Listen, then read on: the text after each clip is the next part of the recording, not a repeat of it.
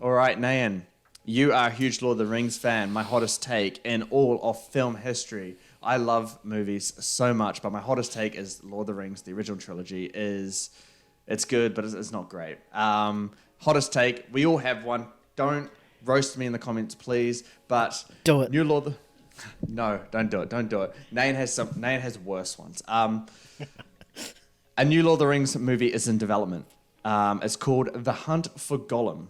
So Andy Serkis, he's going to be returning as Gollum. He's also going to be directing the movie. If you liked the original Lord of the Rings movies, I bet you did. Peter Jackson, he's going to be producing, and apparently he'll be involved every step of the way. So I guess he has a big creative part in this movie. So that allows for some security there for it to be good. But the thing that kind of catches me off guard, it's aiming for a 2026 release.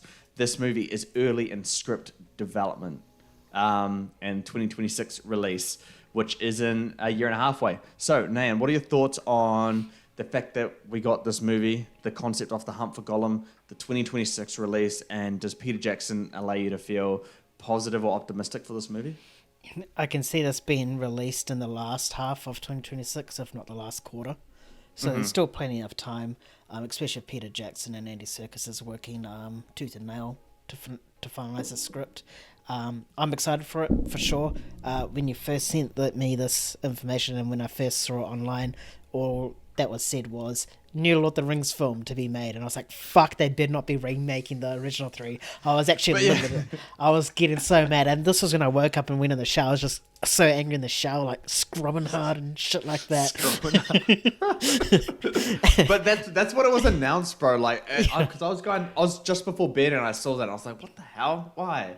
And then the Hunt for Gollum thing, when I woke up, I saw that. Yeah. Yeah, and then I saw that and I was like, oh, okay. All that scrubbing for nothing, but it's all good.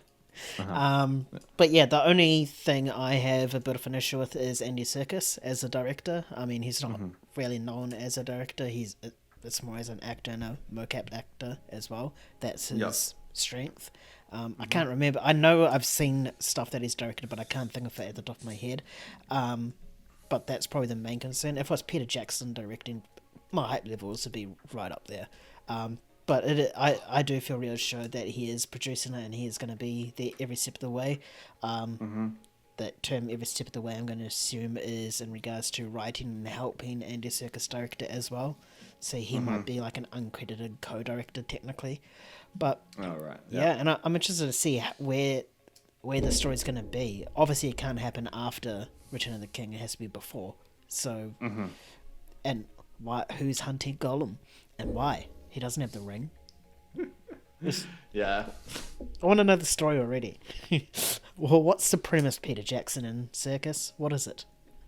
The Hunt for Gollum. I guess it's just The Hunt for Gollum. I mean, yeah, it's going to be interesting to see how they really adapt that kind of concept. I like the concept, but yeah, you're right, man. With Andy Serkis there, I don't have faith in this. I feel like Andy Serkis he's a fine director, but I don't think he has the ceiling to be a great director. I don't think he's going to be bad, and I don't think this movie's going to be bad by any means. I think he's competent at what he does. He struggles to find that extra room to elevate something from good to great. And you can see it in his history of movies. Breathe. I don't know if you've seen Breathe or Breath, the Andrew Garfield movie.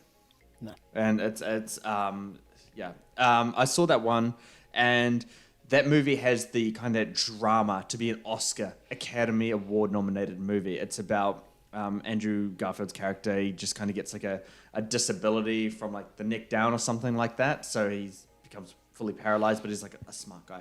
Something along those lines. But Andy Serkis just failed to tap into the material to really elevate it, make it super emotional. He just couldn't get there. Then you got the Netflix Mowgli, Legend of the Jungle, which was worse than its counterpart, The Jungle Book, the one done by Disney and Jon Favreau. And then Venom, Let There Be Carnage, that wasn't a good movie by any means. It played into what makes Venom great in a really ironic way, but failed to do anything special or cool or interesting with it. So, yeah, I don't have faith in Andy Serkis directing this movie. I think it'll be fine.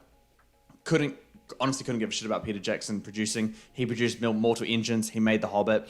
He doesn't have it. There's no reassurance that producing will help this movie be any good. At least not that I can see.